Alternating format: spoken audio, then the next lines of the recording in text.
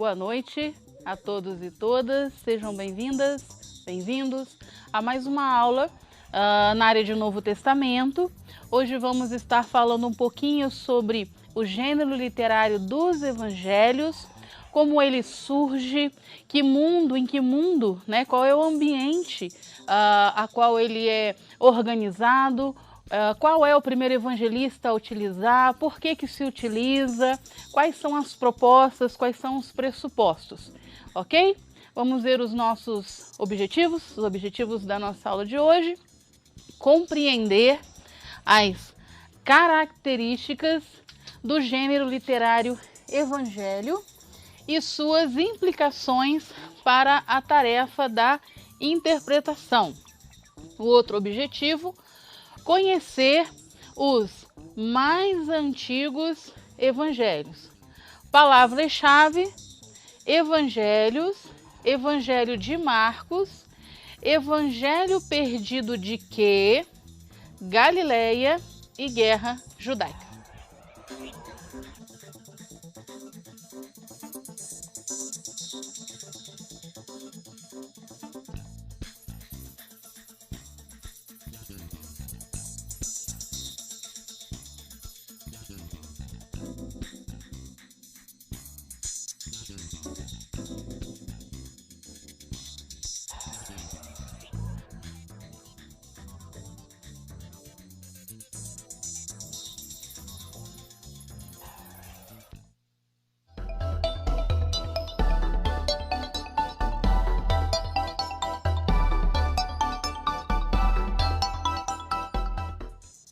Bem, quando nós falamos sobre evangelhos, nós estamos falando sobre um gênero literário. Semana passada, falamos sobre o gênero cartas, né? No mundo do Novo Testamento, nós temos 3 gêneros literários, quer dizer, nós temos 3 blocos ou 3 formas de redação peculiares do mundo da antiguidade ou do primeiro século, aonde emergem os escritos que nós temos como canônicos na nossa Bíblia, certo? Então nós temos o bloco de cartas, que foi o primeiro gênero a ser utilizado. Nós vimos a dinâmica na semana passada sobre a questão da comunicação através das cartas no mundo paulino, que é o mundo greco-romano. Hoje nós vamos ver, né, como uma primeira parte, como uma parte introdutória, sobre como o gênero literário evangelho, ele surge, de onde vem, como é utilizado nesse mundo e assim, qual é o objetivo dele. Porque quando nós pegamos a nossa Bíblia e observamos o Novo Testamento, nós vemos que ele está organizado em blocos. Certo? Quais são os blocos? Evangelhos, cartas e Apocalipse. Cada um desses gêneros, ou cada uma dessas formas de escrita, cada uma dessas formas de comunicação, ela tem um objetivo específico. Assim, olha aqui para mim. Quando nós observamos ou quando nós lemos um texto dentro de um gênero específico, é interessante para nós, tá? Pastores, pastoras, teólogos, teólogas, sabermos qual é a intenção do gênero.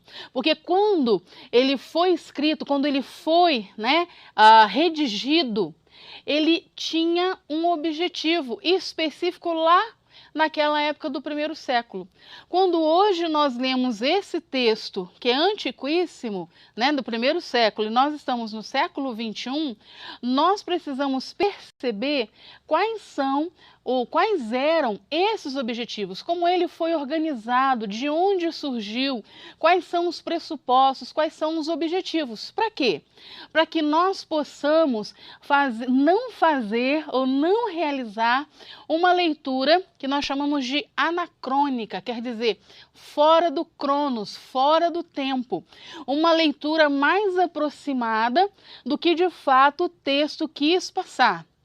É claro que nós não conseguimos isso, né, 100%. Nós nos aproximamos, daí as propostas de hermenêuticas, as propostas exegéticas, tá certo? Bem, como é que nós então vamos proceder? Vamos para a nossa tela. Quando nós, perdão, olhamos aqui o Evangelho como gênero literário, por que ele é uma literatura? Nós não estamos discutindo, por gentileza, olha aqui para mim, se é inspirado, se não é. Texto bíblico, inspirado. Texto bíblico, palavra de Deus. Percebe? Isso não está em discussão. Texto bíblico fala comigo, fala com você, Deus fala conosco através da sua palavra. .com.br, fechado. Agora, o que nós estamos trabalhando nessas aulas é que é um texto escrito. E se ele foi escrito em uma época bastante distante, veja bem, 20 séculos atrás, quais eram as formas de escrita daquela época? Como é que se relatavam as histórias? E quando se optava por uma forma de relato, qual era o objetivo desse relato? Percebe? Quando eu falo sobre isso, eu estou falando, por exemplo, olha aqui para mim, quando nós estamos, por exemplo, numa roda de amigos, de amigas, né? E aí, de repente, nós começamos a contar piadas, vai. Quando eu conto uma piada, e aí é fato, né? Conta-se uma piada, o outro conta uma piadinha, o outro conta uma piadinha, e aí um vai emendando no outro, não é assim que as coisas são? Quando você conta uma piada, você espera o quê? Que as pessoas ficam sérias, elas chorem? Claro que não.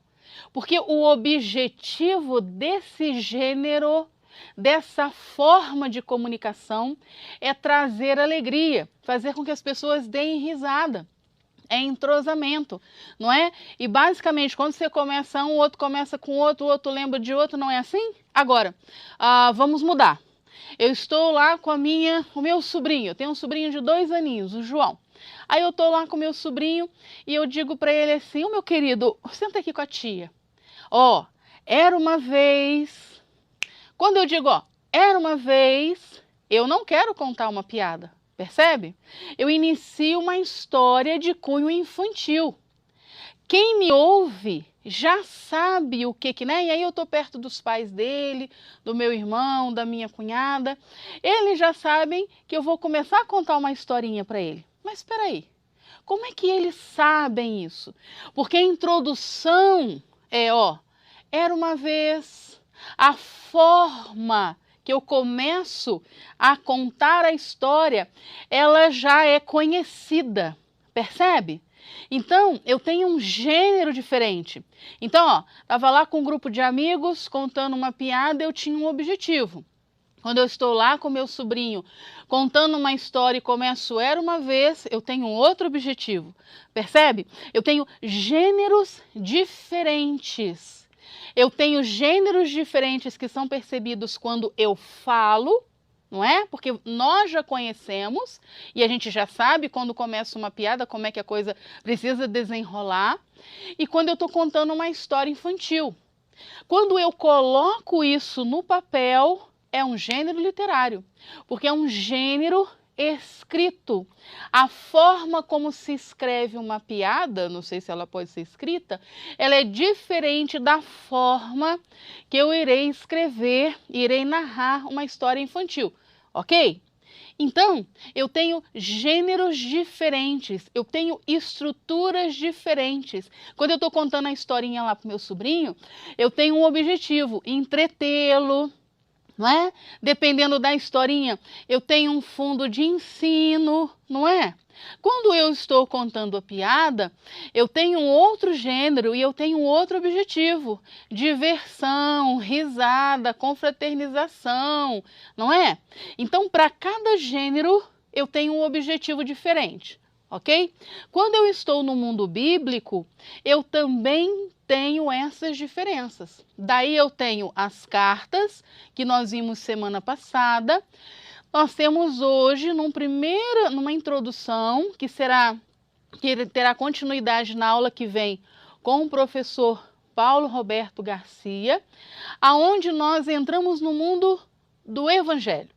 Quer dizer, eu tenho uma forma e um objetivo com as cartas e agora eu verei uma outra forma e um outro objetivo com os evangelhos. Tudo bem? Então vamos para os nossos slides. Cadê meu óculos? Aqui, ó. O evangelho como gênero literário. Definição de evangelho. Boa notícia de que o imperador venceu uma guerra e, no período romano, fez a paz mediante a derrota dos adversários. Então, olha aqui para mim, ó. Quando eu escutava, quando lá no primeiro século, eu escutava o Evangelho de César, ó, algo aconteceu, alguma vitória, o imperador, ele alcançou. E nessa vitória, houve pessoas que foram derrotadas, houve povos que se tornaram escravos do império. Quando eu falo império, império romano, tudo bem? Quando eu falo sobre império, quando eu falo sobre César, porque daqui a pouco eu vou começar a falar sobre César, nós estamos em uma estrutura de governo do mundo antigo, especificamente quando nós estamos no mundo do Novo Testamento, nós estamos no Império Romano, ou também chamado Império Greco-Romano, onde eu tenho uma estrutura de governo, onde no ápice, né, da sua estrutura hierárquica, eu tenho um imperador que era considerado como um deus. E aí eu tenho, por exemplo, pontualmente no mundo de Jesus, na época de Jesus, eu tenho César Augusto, aonde ele se auto-intitula Augusto, quer dizer santo, quer dizer alguém separado, o próprio Deus. Perfeito? Quando se ouvia o evangelho desse imperador, essa palavra evangelho, ouçamos o evangelho de César, ouçamos o evangelho. Era uma notícia de alguma conquista que o imperador ou o império havia tido, havia conseguido. E quais eram aqueles, né, que foram derrotados por ele? Isso era o evangelho. Então, quando se ouvia isso lá no primeiro século, havia um objetivo específico. As pessoas que ouviam o evangelho já sabiam que eram notícias a respeito do imperador. Só nisso? Não. Olha aqui na nossa tela. Ó, nós temos também a origem do gênero na Batalha de Maratona com o Império Grego. O que acontecia lá? Ó, quando estavam acontecendo as batalhas e tinha-se as notícias, entregava-se a notícia para o correio da época, né, que era um corredor, e haviam vários corredores, porque assim, corredores mesmo, maratonistas, né, que corriam longas distâncias. Eles levavam essa mensagem até o seu destinatário e lá era lido esse evangelho, quer dizer, essa notícia do que estava acontecendo. Daí deu-se o início, ou surgiu a questão dos maratonistas e da maratona, que é uma corrida de longa distância. No Império Grego, você tem essa situação acontecendo porque as notícias, né, elas eram levadas por maratonistas, homens que corriam grandes distâncias para levarem o evangelho. Que evangelho é esse? Essa notícia sobre o que estava acontecendo nessa batalha. Perfeito? Isso era uma das coisas. Agora uma outra, ó. As crônicas da vida do imperador, quer dizer, eram também falas, notícias, crônicas, né? Sobre o que estava acontecendo na vida especificamente do maior líder do império. E aí, há também, com relação a esse gênero literário, aonde eram notícias sobre a vitória das cidades. E aí passa-se então a ser notícias sobre as vitórias do imperador. Olha aqui para mim. Quando nós estamos falando sobre isso, nós estamos dizendo que, com relação à história do gênero evangelho, de onde ele surge, de onde ele nasce, tá certo? E assim, como é que ele é visto hoje? Então você tem uma diferença de como ele era visto, reconhecido e utilizado no primeiro século. A partir do momento que os cristãos utilizam esse gênero dentro das comunidades cristãs, há um outro objetivo. E hoje, quando nós utilizamos o termo evangelho, nós também temos um outro objetivo com ele. Para isso, nós vamos seguir aqui na tela. E aí, que é a dificuldade. Qual é a dificuldade? Com relação ao gênero evangelho, tá? Em nosso imaginário cristão, evangelho significa as boas notícias da vida e salvação de Jesus. Então quer dizer que no primeiro século, quando a Bíblia foi escrita, o Novo Testamento, né? Porque a Bíblia vem desde Gênesis, canonizado, não estou falando de Antigo ou de Primeiro Testamento, estou falando de Novo. Novo Testamento, quando foi escrito, quando foi elaborado o primeiro evangelho, tá? Então tinha-se um objetivo. Ouvia-se muito essa palavra, conhecia-se muito o que era evangelho. O que era evangelho? Era notícias sobre vitórias que o imperador havia conseguido. Aqueles adversários que se tornaram escravos. Antes, eram notícias sobre a batalha que aconteceu no período do Império Grego. Também poderia ser sobre a vida, o dia a dia do imperador. Era tudo ligado, esse gênero, ele evidenciava, ele trazia notícias específicas do alto extrato, percebe? Aí hoje, primeiro século, hoje, quando nós falamos hoje sobre evangelho, falamos com as nossas crianças, o que é evangelho? Né? São as boas notícias, que Jesus Cristo veio e trouxe a salvação para toda a humanidade, certo? Certo. Primeiro século, o gênero é utilizado assim, certo? Certo. A questão é que daqui para cá houve mudanças, perfeito? Houve uma releitura da palavra. E aí nós temos uma coisa interessante, voltamos aqui para a nossa tela, que o gênero evangelho, na verdade, é um enfrentamento cristão ao evangelho de César. Na verdade, né, porque tudo que você estava falando era mentira? Não. Porque, veja bem, eu tenho uma forma de entender, aqui no primeiro século, tenho uma forma de entender hoje, né? Ok? Agora, como é que o primeiro evangelista, que foi Marcos, utilizou esse gênero? Ele utilizou da mesma forma que já era conhecido? Ou ele inovou? Uma coisa que a gente precisa ter clara é que os primeiros cristãos, eles eram craques em pegar gêneros conhecidos e reutilizá-los ou fazerem uma releitura. Percebe? Vou dar um exemplo, tá? Me desculpe os não metodistas, vou dar um exemplo metodista, tá? Me perdoe os não metodistas. É assim, Inglaterra do século XVIII, movimento de renovação da igreja anglicana, chamada metodismo, dentro da igreja. Bem, há a questão de John Wesley, que era o teólogo, ele era o cara que pregava, que dava os estudos, que ensinava e tal. E ele tinha um irmão chamado Charles Wesley. Charles Wesley era o músico, é aquele cara que compunha as letras das músicas. O que ele fazia?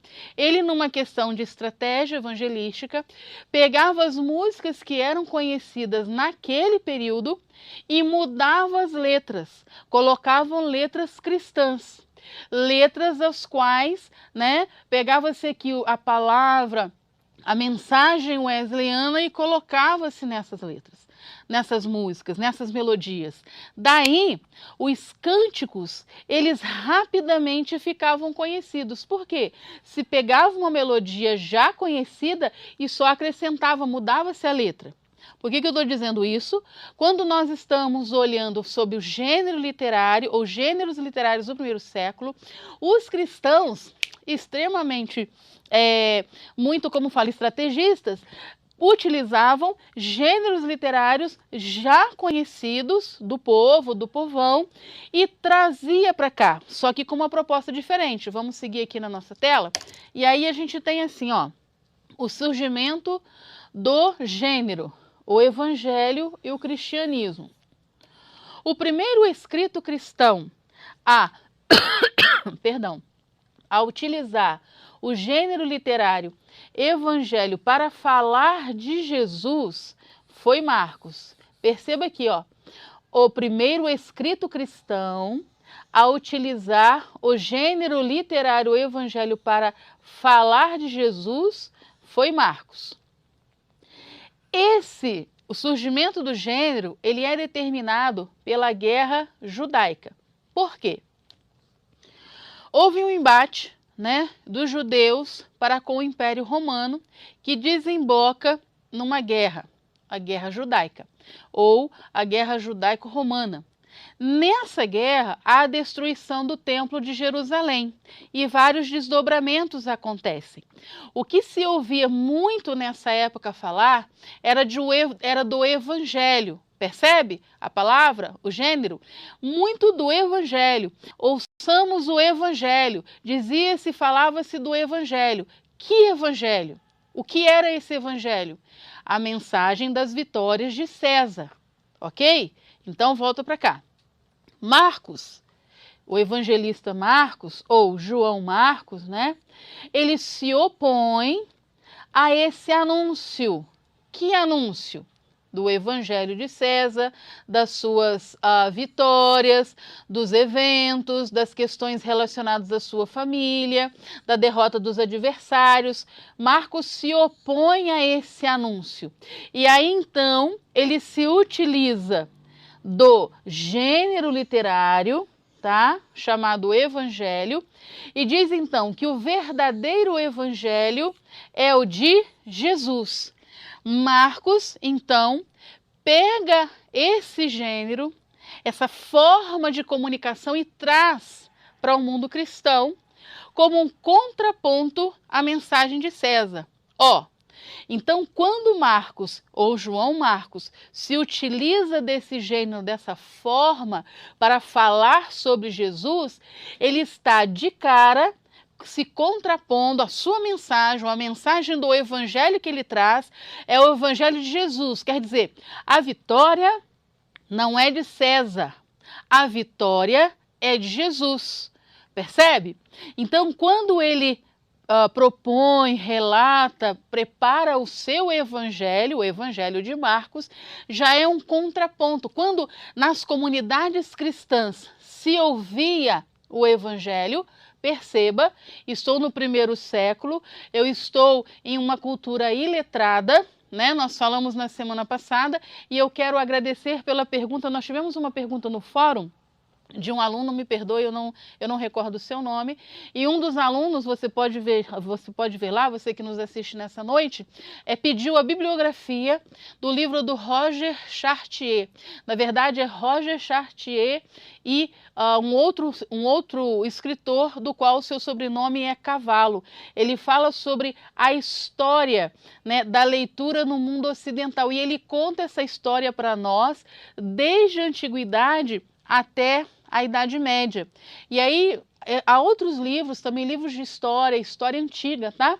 A história no período da Antiguidade Clássica. Você pode ter informações sobre essa questão cultural, de que o falar era o mais importante, e não o escrever e não a escrita, né? Mas aí, quando então eu tenho as comunidades do primeiro século, essas pessoas, ao irem às comunidades cristãs, ao se reunirem lá ao redor da Eucaristia, por exemplo, elas ouviam a mensagem. E aí, ao ouvirem o evangelho, já sabiam, esse não é o evangelho de César, não. Esse é o evangelho de Jesus. Quer dizer, Marcos, ele inicia uma nova utilização, uma nova proposta de utilização desse gênero chamado evangelho, que é o falar de Jesus. Tudo bem? Vamos seguir aqui para a nossa tela. O Evangelho de Marcos determina o gênero que marcará a literatura sírio-palestinense. Nós temos outros evangelhos, né? Nós temos outros evangelhos canonizados, como o Evangelho de Mateus, o Evangelho de Lucas e o Evangelho de João. E também temos os evangelhos apócrifos, ou chamados extracanônicos. Nós hoje na pesquisa bíblica não usamos mais a nomenclatura de pseudoepígrafos, tá? É tudo junto. Não usamos mais, é tudo junto aqui, eu separei. Não usamos mais essa nomenclatura aqui, pseudoepígrafos, tá?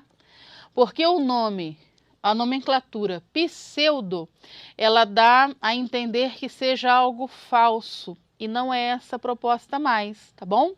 Hoje, na proposta que trabalhamos aqui na Faculdade de Teologia, da qual você está fazendo curso, a proposta é, nós unimos, né, para uma leitura mais plena do mundo do primeiro século, nós unimos a leitura dos canônicos e dos extracanônicos. E aí a gente entende que todos os cristãos e cristãs no primeiro século tiveram acesso tanto a um quanto a outro. A questão é que na institucionalização do movimento cristão, quando a igreja ela se organiza lá no final do primeiro século, não, início do segundo século, lá para o terceiro, assim, terceiro e quarto me parece, que ela fecha o cânon, depois de vários concílios, ela pega vários livros, várias literaturas e os canoniza. Hoje, na pesquisa bíblica, nós temos o seguinte pressuposto, tá? Nós lemos e estudamos os canônicos, mas para que nós possamos entendê-los melhor, nós também lemos os extracanônicos. Não são chamados mais de pseudepígrafos, tá? Porque na pesquisa recente hoje, no mundo biblista, nós entendemos que eles são tão importantes quanto, tá certo? A questão é que um bloco foi canonizado, se tornou oficial e o outro não, tá bom? Então vamos seguir aqui na nossa tela. Por isso, aqui no seu slide, no nosso slide, está falando sobre também os evangelhos apócrifos ou extracanônicos, tais como o Evangelho de Tomé, de Filipe, de Maria Madalena e muitos outros. Nós não temos tempo, tá, para estudarmos esses outros evangelhos pseudepígrafos. Nós estamos só dando um pontapé inicial, uma introdução na questão do evangelho enquanto gênero literário. Semana que vem nós vamos ver também outros, e aí a gente está trabalhando com os canônicos, mas estamos só dando, né, um toque, uma pista para os alunos e alunas de teologia do curso de graduação, que hoje nós temos um mundo maior, tá, de estudo, de pesquisa, do que somente os canônicos, ok? Vamos seguir aqui nos nossos slides. Semelhanças e diferenças, tá, com relação ao gênero. Os evangelhos do Novo Testamento têm um propósito diferente do gênero evangelho do mundo greco-romano. Quais são as semelhanças? Anunciam a vitória de Cristo. Ora, então, veja bem, tanto Mateus, Marcos, Lucas e João, eles têm uma proposta diferente do evangelho de César, que é anunciar a vitória de Jesus, do Cristo. Vamos mais uma aqui, antes do nosso intervalo. Diferenças. Fogem do gênero das crônicas palacianas, se constituem uma forma judaica de enfrentar os problemas. Nós vamos ver isso após o intervalo. Em um resumo, Marcos usa um gênero greco-romano em perspectiva judaica. A partir de uma antiga tradução surge um novo gênero. Nós vamos ver, após o nosso intervalo, algumas características, porque olha lá, Ele pega um gênero, uma forma de comunicação que era utilizado, o Evangelho de César. Vem, pega e utiliza nas comunidades cristãs, com um outro objetivo. Ok? Bom intervalo, nos vemos daqui a pouco. Tchau, tchau.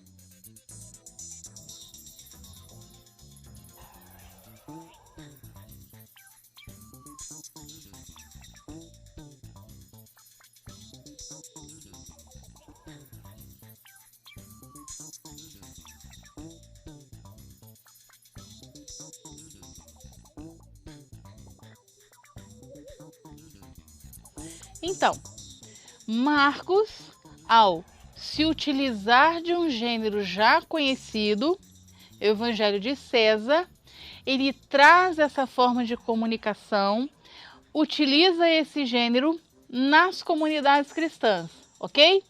Daí, ele transforma um gênero conhecido em um novo gênero. Por quê? Ele, de cara, ele elabora uma nova forma de se utilizar essa comunicação chamada evangelho, ok? Vamos olhar aqui os nossos slides? Então, o evangelho e a cultura semita. Surge um novo gênero. Qual é esse gênero?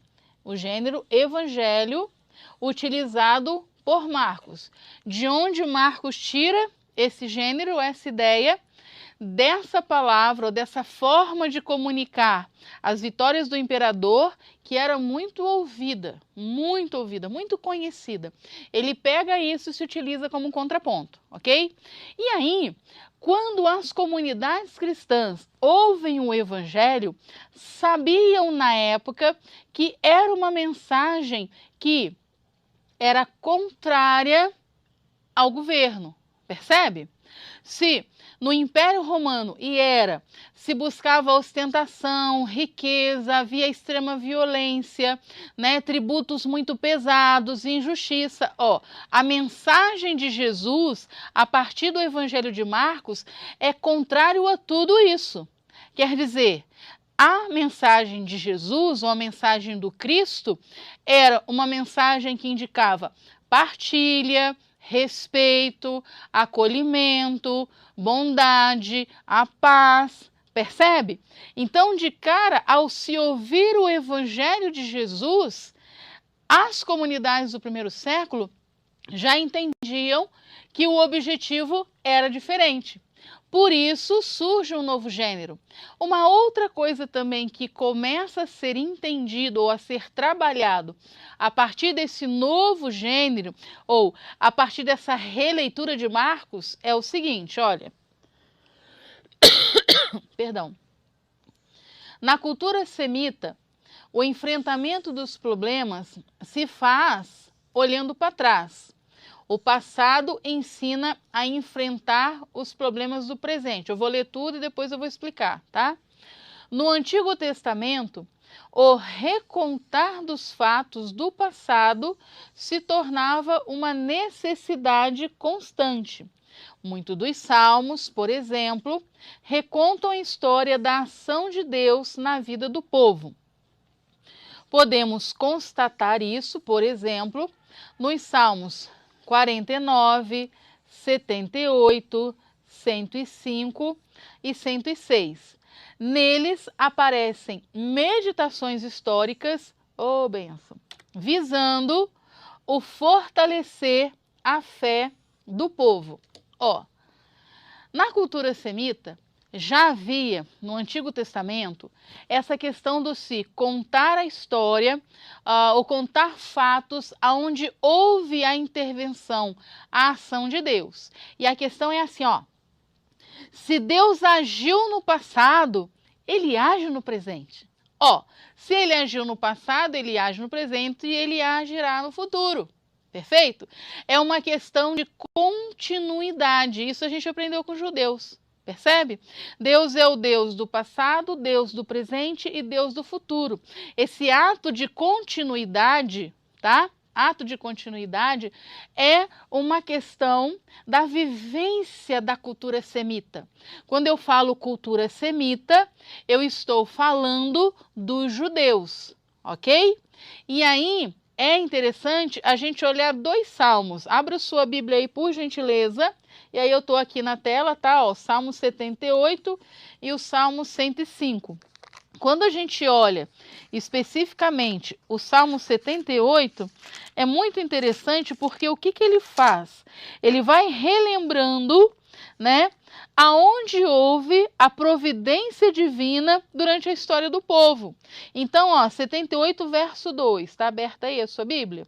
Ó, abrirei os lábios em parábolas e publicarei enigmas dos tempos antigos. Verso 3. O que ouvimos e aprendemos, o que nos contaram nossos pais, não encobriremos a seus filhos, contaremos.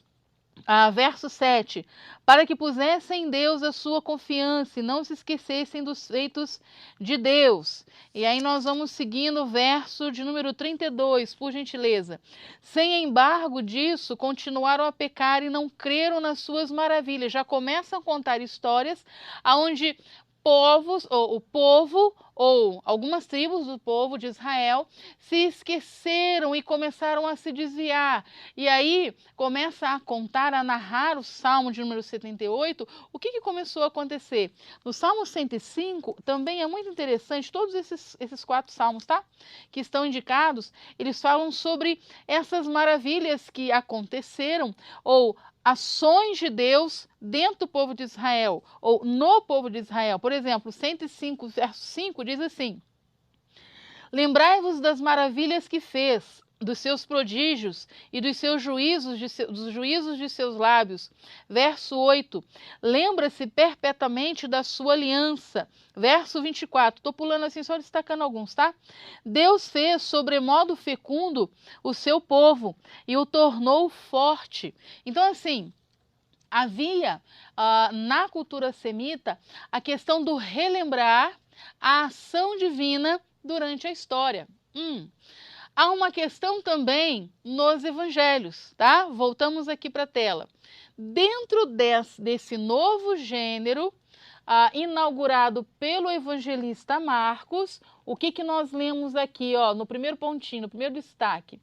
Na cultura semita, o enfrentamento dos problemas se faz olhando para trás. É assim, ó. Quando eu estou no Evangelho, estou no Evangelho de Marcos 1. É uma mensagem de contraponto ao Evangelho de César. Perfeito? É o Evangelho de Jesus Cristo. E é interessante porque Marcos 1:1, se você tiver com a sua Bíblia aí, por gentileza, abra lá. Marcos 1:1, qual é a primeira fala, né? O versículo 1, está escrito assim, eu estou usando a Almeida atualizada, tá? Diz assim, princípio do Evangelho de Jesus Cristo, Filho de Deus. Olha só, já de início, Marcos está dizendo assim, ó, princípio do Evangelho de Jesus Cristo. Opa, não é de César, é de Jesus. É de Jesus Cristo. A palavra Cristo, nós sabemos que não é sobrenome de Jesus, né? A palavra Jesus Cristo, Jesus vem de Yoshua ou Yoshua, e Cristo, a palavra Cristo vem de crisma, que é ungido. Então, Jesus ungido, o Filho de Deus, quer dizer, o Jesus ungido, o Messias, que é reconhecido Filho de Deus. Esse evangelho que eu passo a narrar, poderia parafrasear Marcos assim, né? Ele fala sobre esse personagem, essa pessoa, esse homem, esse Salvador, percebe? Então, já no início do Evangelho, ele já deixa ali de que é o princípio do Evangelho de Jesus Cristo. Então ele vai estar falando sobre Jesus. E ao falar de Jesus, Marcos é um judeu, provavelmente nós temos vários judeus na comunidade marcana, e aí ele faz valer uma tradição semita. Qual é? Vou pegar na tela aqui de novo, tá? Enfrentar os problemas olhando para trás. O que é isso? Quando você olha para trás, e aí nós estamos dentro da cultura semita, eu percebo e vejo a ação de Deus. Eu aprendo com meus antepassados, com a história do meu povo. Houve alguma coisa, um problema, uma situação, como é que o meu antepassado, como é que o meu avô, o meu tataravô e tal, né, os líderes do passado fizeram. Esse fato passado ilumina o meu presente. Quando eu olho para o passado e trago de lá as histórias da ação divina, da providência de Deus, de como as pessoas resolviam lá, isso me ajuda a resolver os fatos no presente. Por isso, quando nós estamos lendo os evangelhos, a partir do pressuposto marcano, nós temos várias histórias. Nós temos parábolas, nós temos ações, né? Onde você vê a intervenção divina, a ação de Deus. Por quê? Porque traz relatos, né? O Evangelho ele traz a história, traz relatos de coisas acontecidas no passado que ajudam as questões do presente. Tudo bem? Isso é mais uma característica desse novo gênero chamado Evangelho, que Marcos pega do que já era conhecido e faz uma releitura. Ao fazer uma releitura, existem características peculiares a esse novo gênero ou a essa releitura de um gênero já conhecido naquela época. Ok? Vamos seguir aqui então nos nossos slides. O gênero evangelho no Novo Testamento, torna-se então uma novidade. Por que torna-se uma novidade? É uma oposição ao evangelho de César, é uma forma judaica de enfrentar as dificuldades e os desafios de fé das comunidades nascentes, e nessa nova forma, os eventos e o ensino de Jesus foram relembrados para fortalecer e animar a fé das comunidades. Olha só que legal. Então, Marcos ele pega o gênero, reelabora e ao fazê-lo junto às comunidades, ele expande isso. Percebe? Uma coisa muito mais rica. E aí, outros evangelistas ou outros líderes de comunidades, tais como Mateus, Lucas e João, também se utilizam do mesmo gênero. Então, quando eu leio os evangelhos de Mateus, Marcos, Lucas e João, eu já preciso saber do seguinte. Voltando na tela. É uma oposição ao evangelho de César. Como eu posso trazer isso hoje? O evangelho é uma oposição a tudo aquilo que traz morte, a tudo aquilo que pode se identificar com a corrupção ou com os ideais que haviam no Império Romano da época, percebe?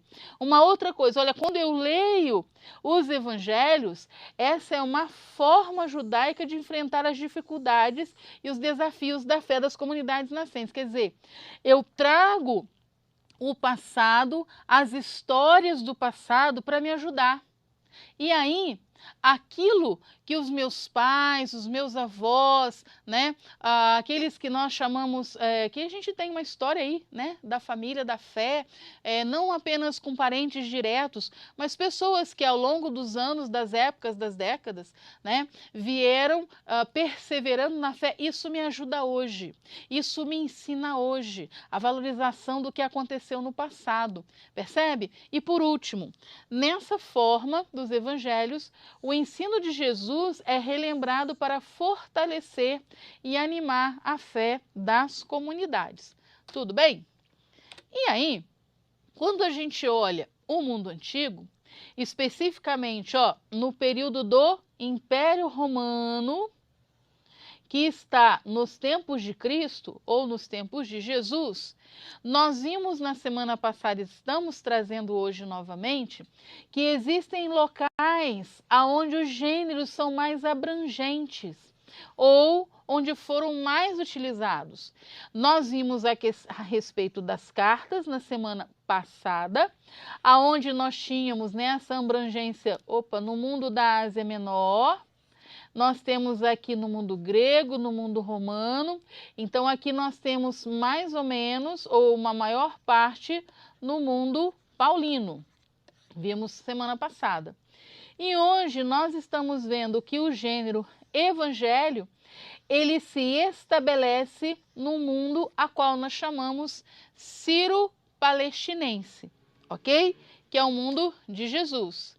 E aí nós temos então essa abrangência geográfica do gênero evangelho. Então nós estamos aqui, mundo sírio-palestino. Esse é o mundo de Jesus. Nós temos aqui as divisões, e aí uma coisa que a gente tem que chamar atenção é a região da Galileia, a região escolhida por Jesus para estabelecer e desenvolver o seu ministério. E aí nós temos os evangelhos estabelecidos nas seguintes regiões, tá? Essa é a nossa proposta. Na Galileia, o evangelho perdido de quê? Que daqui a pouco nós vamos falar o que é esse evangelho perdido de quê? O evangelho de Marcos e o evangelho de Mateus. Então eu volto à tela. Então nós temos nessa área da Galileia estabelecidos os evangelhos, ou surgiram os evangelhos, estabelecidas comunidades de quê? De Marcos e de Mateus, ok? E aí a gente segue na Transjordânia, o evangelho de João. Na Transjordânia, o evangelho de João.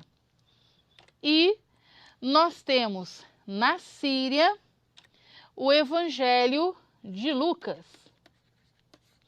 Perceba que as comunidades, elas não estão juntinhas.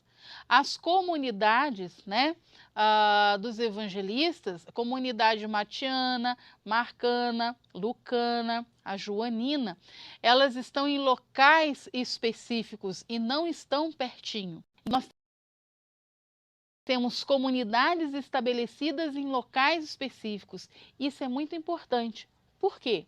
Se eu falo que eu sou uma cristã, aqui que nasceu em São Paulo, eu tenho no São Paulo, Brasil, uma cristã brasileira, você percebe ou você sabe que há características no cristianismo brasileiro que é diferente, por exemplo, do europeu, que é diferente do africano, que é diferente do australiano, porque eu tenho uma gama cultural diferenciada.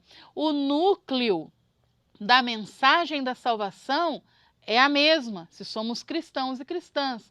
Agora, há especificidades referentes ou de acordo com cada cultura, não é? E os líderes trabalham de formas diferenciadas, preservando o núcleo nos continentes diferentes ou nos locais diferentes, ok? Quando eu estou nos evangelhos e percebo que eu tenho localizações diferentes, eu vou voltar para a nossa tela, Galileia, Transjordânia e Síria, eu tenho também estratégias diferentes, percebe? Quando eu estou no mundo de Marcos, eu tenho uma estratégia. Quando eu estou no mundo de Mateus, eu tenho uma outra estratégia. Quando eu estou em João, eu tenho outra estratégia. E quando eu estou em Lucas, eu tenho outra estratégia. Eu vou repetir. O núcleo da mensagem é a mesma, mas eu tenho ênfases diferentes nos evangelhos. Daí, eu tenho um evangelho que conta uma história, outro que conta a mesma história, mas muda ou acrescenta ou retira algumas coisas. E aí eu posso dizer assim, eu estava dando aula na escola dominical, na igreja em que eu ajudo a pastorear no domingo, e aí, falando sobre os evangelhos, E a pergunta é assim, então a Bíblia, ela errou? Não. São as ênfases dos evangelistas das comunidades que são diferentes, são diferenciadas. A mensagem está lá. O núcleo da mensagem, Jesus veio ao mundo para salvar a humanidade e tal, está lá em todos os evangelhos. Percebe lá o que nós vimos as características dos evangelhos a partir de Marcos? Agora, a forma, as estratégias, elas mudam um pouco. A estrutura do próprio evangelho, por exemplo, de João, que vocês virão na semana que vem com o professor Paulo Garcia, é absolutamente diferente dos evangelhos de Mateus, Marcos e Lucas, chamados sinóticos. A palavra sinótico significa semelhante. Nós temos estruturas semelhantes em Mateus, Marcos e Lucas e em João, que em João é absolutamente diferente. Por quê? Nós estamos em estruturas culturais diferentes, em situações diferentes. O núcleo da mensagem é o mesmo, mas a apresentação dessa mensagem ela é diferenciada. Tudo bem até aí? Nós vamos seguir em mais uma tela, por gentileza. E aí, vamos lá. Ó, Evangelhos sinóticos, teoria das duas fontes. Nós temos na história dos evangelhos, nós temos o evangelho canônico, né? Conhecido de Marcos, de Mateus e de Lucas. Só que nós temos também um evangelho que surge no ano 50 depois de Cristo, que é o evangelho de quê? Evangelho de quê? A palavra que é a abreviação de Kelly, que é a palavra fonte em alemão. Havia um texto utilizado pelos cristãos no ano de 50, chamado, não tem nome, havia um escrito, ele não era evangelho, ele não tinha nome, tá? Como é que eu afirmo que existiu esse evangelho ou esse escrito que falava sobre os ditos de Jesus? É isso que nós vamos ver. Para isso, eu vou lhe mostrar um livro que ajuda a gente a entender isso, tá? É esse livro aqui, Evangelho Perdido, o livro de quê?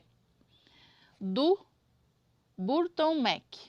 Esse livro fala sobre a proposta de organização, fala e une, né, os relatos, os extratos que há em Mateus e em Lucas, que nós vamos falar daqui a pouquinho, e ele faz uma proposta sobre a organização desse evangelho.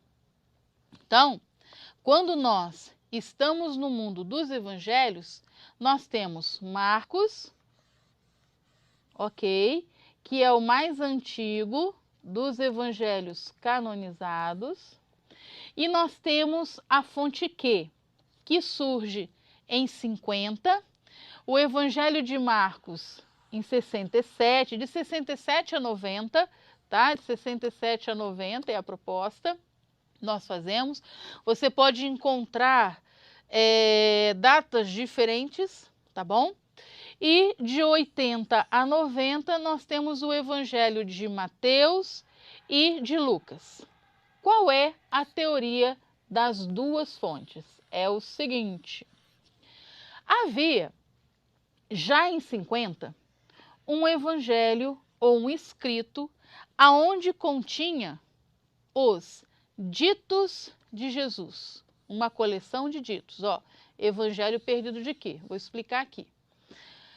Essa coleção de ditos, ela falava especificamente sobre o ensino de Jesus como orientador da vida. Veja bem, olha aqui, eu vou pegar esse texto, aonde nós temos aqui uma proposta do livro de quê original, e vou ler o texto, tá? Então, ó, como seria esse evangelho? Foi remontado. Estes são os ensinamentos de Jesus. Vendo a multidão, disse a seus discípulos: felizes são os pobres, o reino de Deus é deles. Felizes são os que têm fome, eles serão saciados. Felizes são os que estão chorando, eles hão de rir.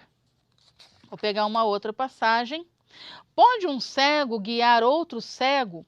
Os dois não vão cair num buraco? O discípulo não é superior ao mestre.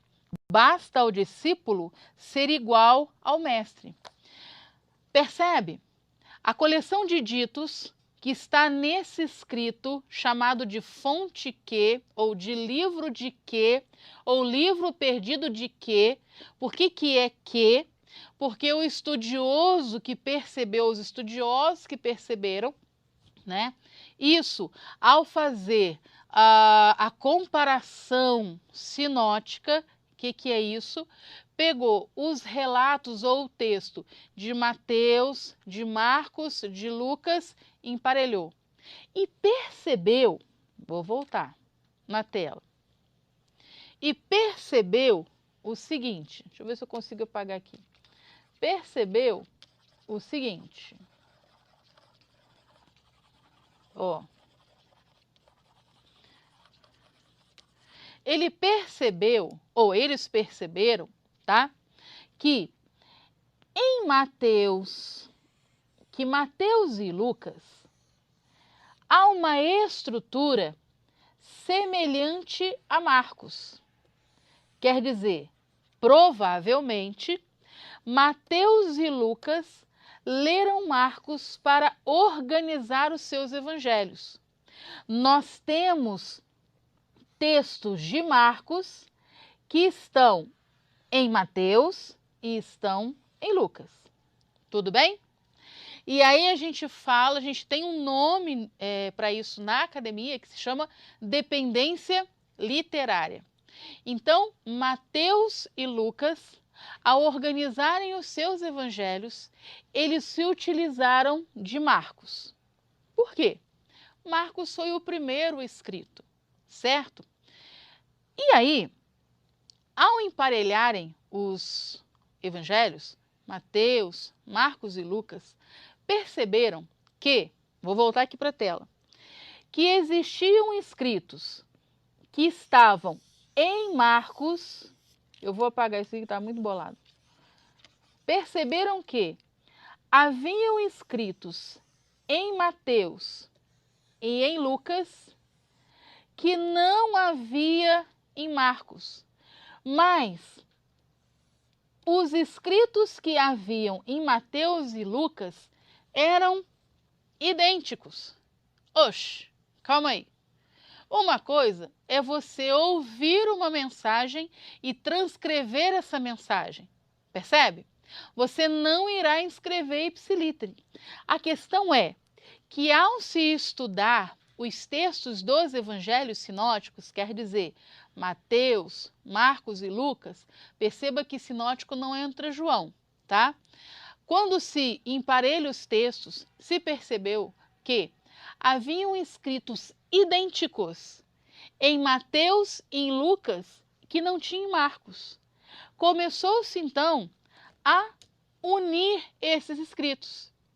O que tem de igual, de idêntico, aqui em Mateus e em Lucas que não tem em Marcos? E aí então formou-se um outro bloco. Daí surge então a proposta de que havia no ano posterior, a partir de 50, um escrito de ditos de Jesus, ditos sapienciais, só os ensinos diretos de Jesus, das quais as comunidades se utilizavam antes do evangelho escrito de Marcos. Isso é uma proposta, tá? Daí nós temos a teoria das duas fontes. Por quê? Porque existem textos em Mateus e em Lucas que não são encontrados em Marcos. Como é que Mateus e Lucas podem ter escritos idênticos? Eles leram de alguma fonte. Eles leram e copiaram de uma mesma fonte. Percebe? Daí a proposta de termos uma fonte né, um escrito de ditos, e aí esse livro nos ajuda muito, porque ele expõe essa proposta e essa teoria, e nós trabalhamos em cima dessa teoria, aonde Mateus e Lucas se utilizam de duas fontes para organizarem os seus evangelhos, a fonte Q e a fonte Marcos. Perfeito? Então eu vou voltar para cá, ó. Aqui nos nosso slide estamos encerrando já para irmos para o nosso outro intervalo. Então nós temos a teoria das duas fontes, que são Mateus e Lucas se utilizam de Marcos e dessa fonte de ditos para organizarem os seus evangelhos. Agora Marcos não, perceba? Marcos, ele escreve o seu evangelho e Lucas e Mateus também se utiliza dele. Teoria das duas fontes é que Mateus e Lucas se utilizam de duas fontes para organizarem os seus evangelhos. Ok? Daí, quando nós fazemos o estudo sinótico, e depois do intervalo eu vou mostrar uma outra literatura, uma outra bibliografia, nós temos textos paralelos com acréscimos ou não. Tudo bem até aí? Ok? Né? Uma mensagem transcreva, ela nunca vai escrever com as mesmas palavras, com as mesmas pontuações. Quando há isso, é porque foi cópia, percebe? E quando nós vemos o texto em grego dos evangelhos sinóticos, quer dizer, de Mateus, de Marcos e de Lucas, nós percebemos que existem textos em Mateus e em Lucas, que não estão em Marcos, que são idênticos. A proposta é, eles utilizaram uma mesma fonte, da qual Marcos não se utilizou, e compilaram, perfeito? Isso dá o nome de dependência literária, tá certo? E aí nós vamos ver algumas características do Evangelho perdido de quê? Voltando, né, lembrando aqui que por que é só o Qzinho, é a abreviação de Kelly, que em alemão significa fonte, palavra fonte, né? Então é a fonte Q, por isso que se diz fonte Q, ou o evangelho de Q, um evangelho fonte. Por que um evangelho fonte? Porque foi o primeiro a ser escrito com os ditos de Jesus. O que são ditos ou ditos sapienciais? É o ensino de Jesus orientador da vida. Nesses ditos, na fonte Q, ou no livro perdido de Q, não haviam histórias, não haviam parábolas, percebe? Não havia fala sobre a infância de Jesus, são os ensinamentos dele, que constam de Mateus e de Lucas e de não de Marcos, ok? Vou seguir aqui. O Evangelho perdido de Q é uma possível fonte escrita, a mais antiga, por volta do ano 50, é fruto da Galileia Central, não aparece com o nome de Evangelho, conhecida a partir de Mateus e Lucas. Por quê? Há uma dependência literária. O que é dependência literária? Eu tenho o mesmo texto em Mateus e em Lucas, então eu tenho dependência. E não é assim, ó, tem uma citaçãozinha que é igual. Não, tem várias partes desses dois evangelhos, das quais nós vemos lá no texto em grego, que é ipsiliter, é cópia. Então é uma dependência, né? Eles poderiam ter lido um evangelho um do outro, muito dificilmente. Eles tiveram, foi uma mesma fonte. Na verdade, eles tiveram duas fontes. Uma fonte mais antiga, chamada de Q, e a outra fonte que é Marcos, tá? Eu estou voltando porque para muitos e muitas essa é uma nova informação e a gente trabalha com essa informação na academia. Tá certo? Quando a gente trabalha os evangelhos, a gente percebe essa teoria, que ela é utilizada e é muito utilizada na academia, onde nós temos essas duas fontes, das quais o evangelho de Mateus e de Lucas se utilizou para organizar os seus evangelhos, tá bom? Bem, vou seguir. E aí, então, vamos para o Evangelho de Marcos, que é o evangelho canônico mais antigo. Deixa eu falar uma coisa antes. Nós temos um livro chamado, você tem um livro chamado Sinopse dos Evangelhos. Vou mostrar aqui nesta de cá. Sinopse dos Evangelhos. Esse livro, chamado Sinopse dos Evangelhos, ele trabalha, né, ele faz esse trabalho aonde ele tem a comparação, ele faz a comparação entre os sinóticos e a fonte Q. Muito interessante esse livro do Collins, tá? Então ele pega aqui, ó, no texto, tá vendo? Olha como é. Ele pega os evangelhos em colunas e organiza esses evangelhos. Então você tem o evangelho de Mateus, de Marcos, de Lucas e a fonte Q nesse livro aqui. Tá certo? Então, se você tiver interesse, é uma indicação bibliográfica. Bem, então vamos lá. Evangelho de Marcos, local de redação. É importante a gente saber o local? É importante, porque dependendo da localização, a gente tem toda a carga cultural, todas as ênfases propostas, todo o ambiente aí. Né? Então, nós temos uma localização tradicional, quer dizer, a tradição, uma grande parte, diz que perdão, o Evangelho de Marcos foi escrito em Roma. Quais são os argumentos usados para isso?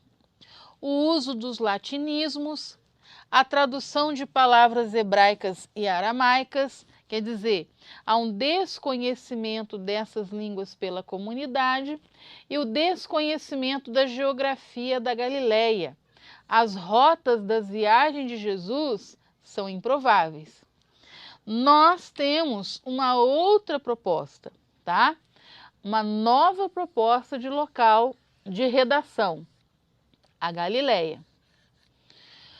Os argumentos usados para defender essa proposta são: os termos latinos usados são de âmbito militar, próprio de regiões dominadas. Observe que, se nós defendemos ou se nós cremos que o Evangelho de Marcos ele foi escrito, foi elaborado no período de 67 a 90, que é a nossa proposta, então nós temos uma área dominada e que enfrenta a questão da guerra judaica ou da guerra romano-judaica, onde há um enfrentamento direto ao império, o império vem sobre os judeus, causa destruição do templo e muitas outras coisas. Então, quando você observa essa linguagem militar presente no Evangelho de Marcos, você pode então partir, ter esse pressuposto para alegar, ou como uma das alegações, de que o Evangelho de Marcos ele é de origem galilaica e não romana, como se diz a posição tradicional, tá bom? Qual é um outro argumento? As traduções do aramaico podem indicar presença de gentios na comunidade marcana, mas isso serve também para a Galileia. Então, nós temos dois pressupostos, tanto presentes na proposta para Roma, como para a Galileia. Terceiro, as rotas de Jesus descritas por Marcos omitem propositadamente a capital romana Séforis. É muito interessante porque quando há uma omissão no texto, ela também tem uma intenção, né? Se você buscar no mapa da antiguidade Séforis, a cidade de Séforis, você verá que é uma cidade muito importante, é uma capital grande, e em nenhum momento o texto de Marcos cita, né, essa cidade. Por que não? Talvez porque daria uma visibilidade a um adversário. Talvez porque quando você omite, você traz uma mensagem a qual você está excluindo ou você não quer dar tanta importância. Bem, isso pode ser, aí eu volto aqui, um dos argumentos. Além disso, isso aqui é muito importante, o evangelho tem seu centro na Galileia.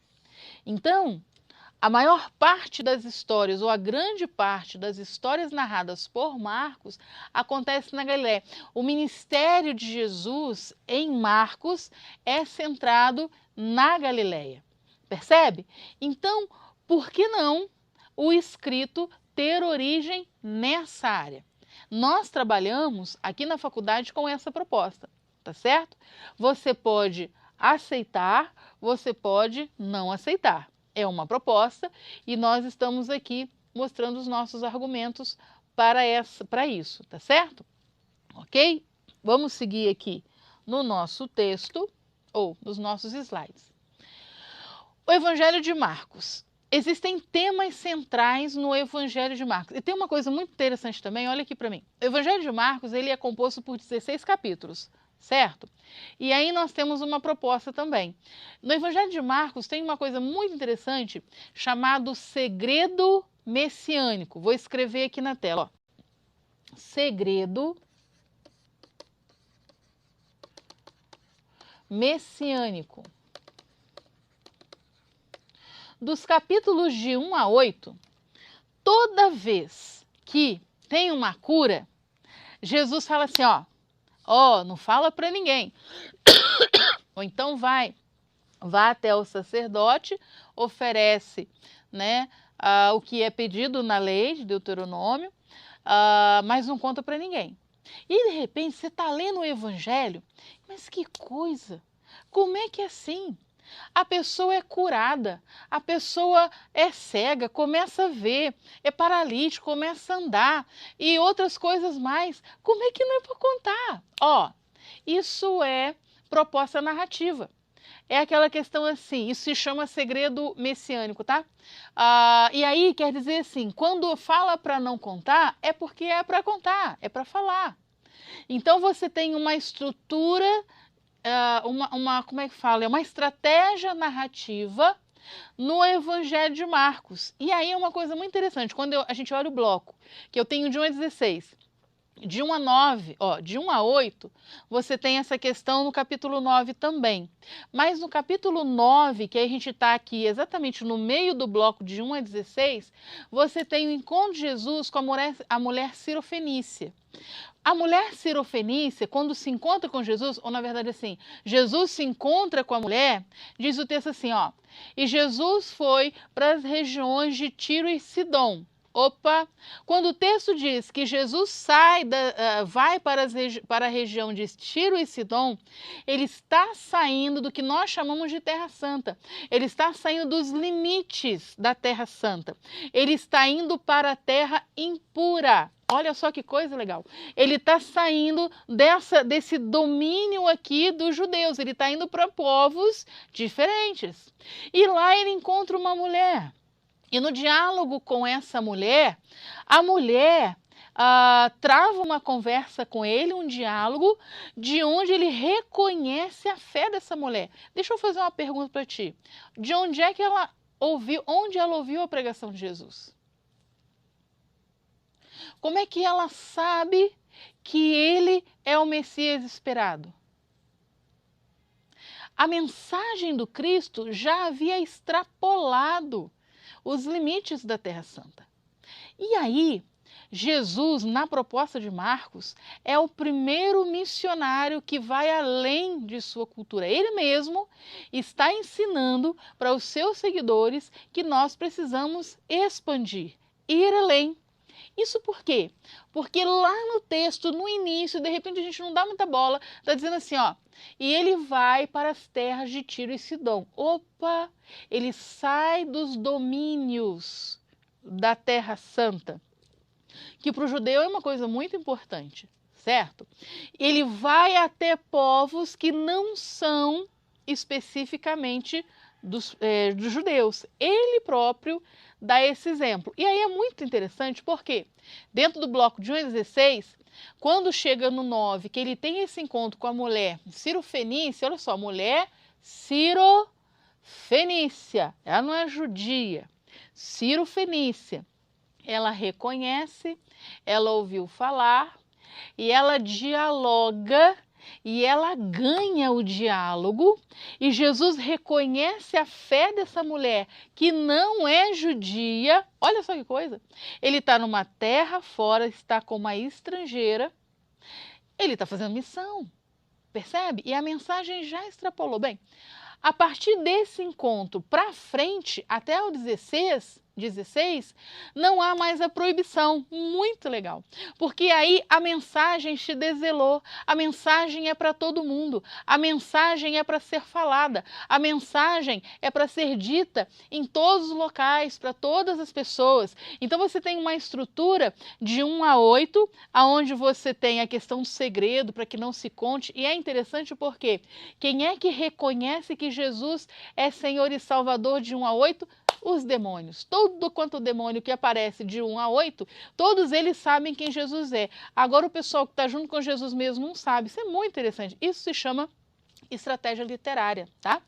E aí você tem de 1 a 8 esse bloco do segredo, você tem 9 o encontro com a mulher samaritana e depois no 16 você já tem um Jesus que ele já é reconhecido e assim, sempre se fala, né? Para se falar, para se levar a mensagem. Aí você tem, no final, no capítulo 16, você tem a proposta missionária. E é muito interessante que em todos os evangelhos sinóticos, Mateus, Marcos e Lucas, perceba e faça essa leitura depois, os últimos capítulos, eles sempre dão um direcionamento missionário. É muito interessante essa proposta. Mas aí, a gente volta aqui para a nossa tela, e aí nós temos temas centrais do Evangelho de Marcos. O Evangelho de Marcos é um desafio ao segmento radical que é o discipulado. Por quê?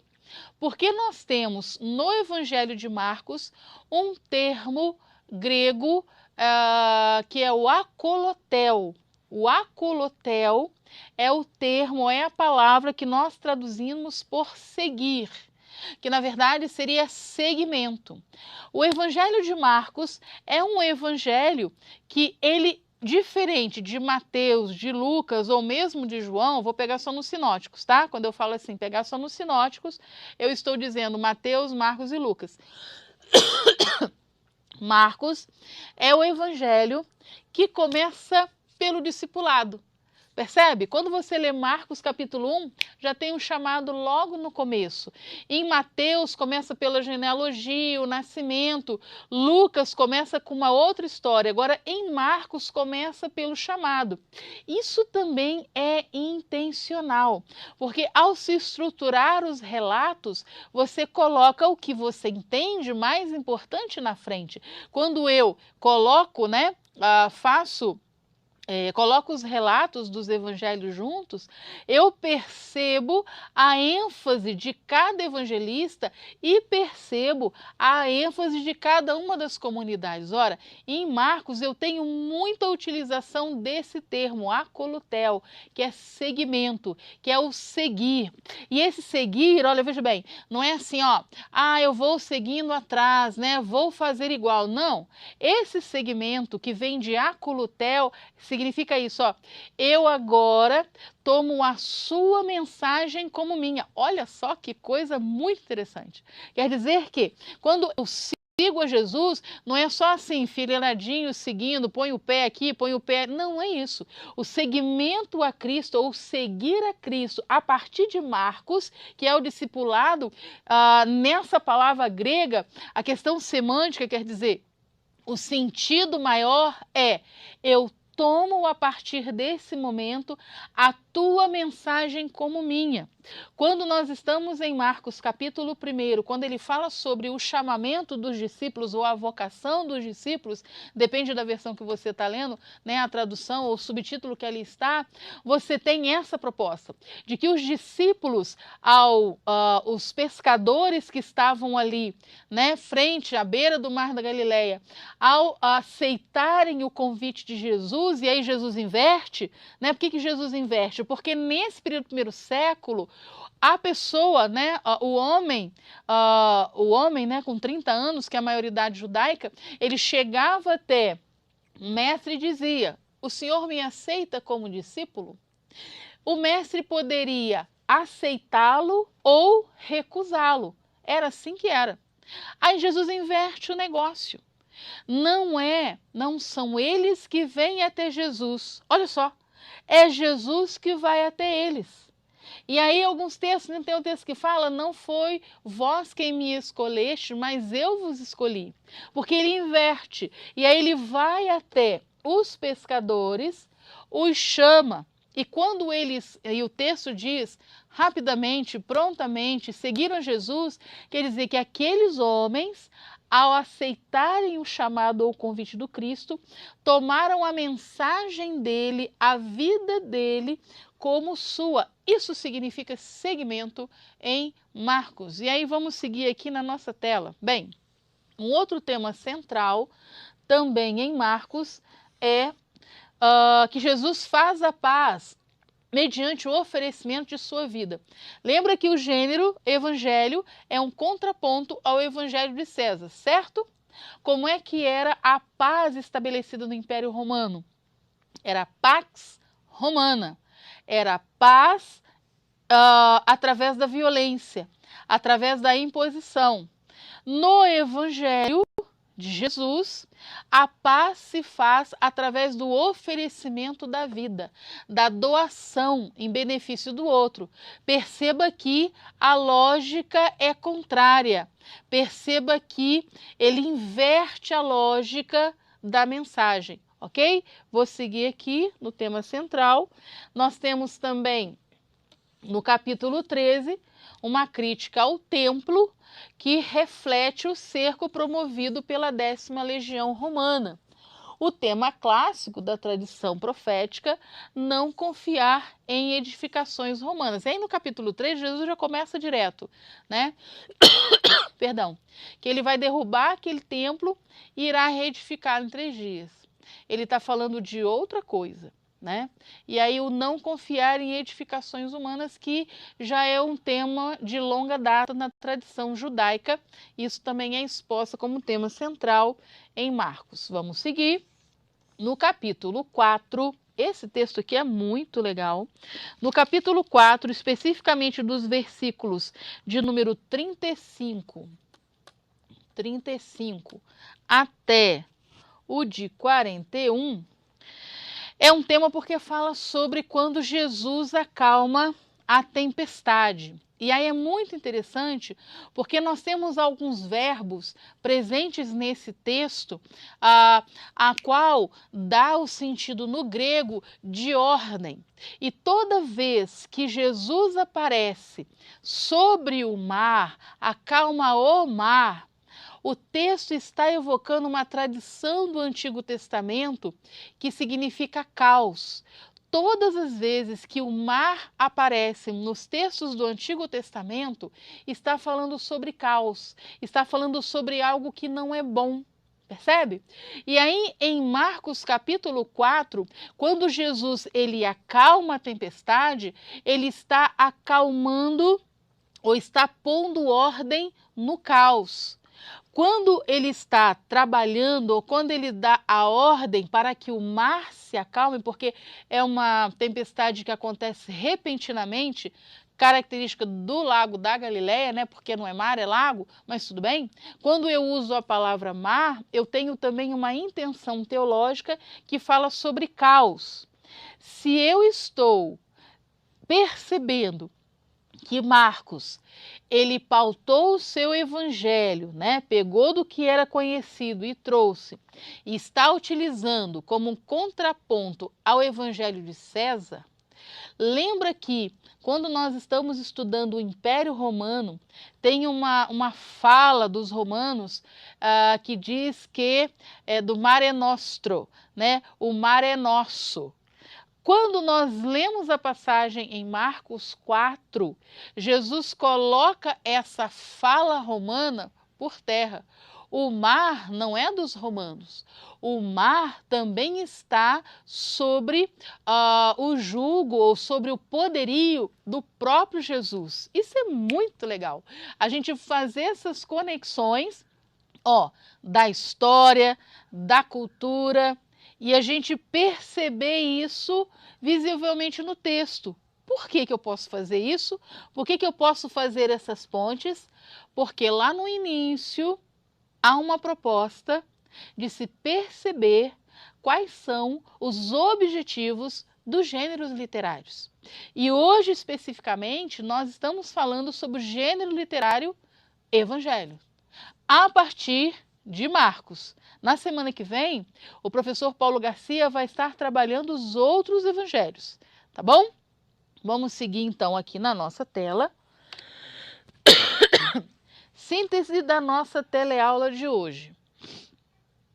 O gênero literário evangelho, originalmente greco-romano e ligado às elites palacianas, tornou-se, marca aí, mensagem de esperança para as comunidades cristãs pobres da Galileia e Sírio-Palestina. Primeiro ponto. 2. Seu grande objetivo era relembrar episódios da vida e também ensinamentos de Jesus, e inspirar as comunidades a adotarem uma postura de fé diante dos conflitos que as cercavam. Terceiro, esse gênero é uma característica da região sírio-palestinense. Outro ponto, os dois mais antigos evangelhos são Fonte Q e Evangelho de Marcos. O que os diferencia?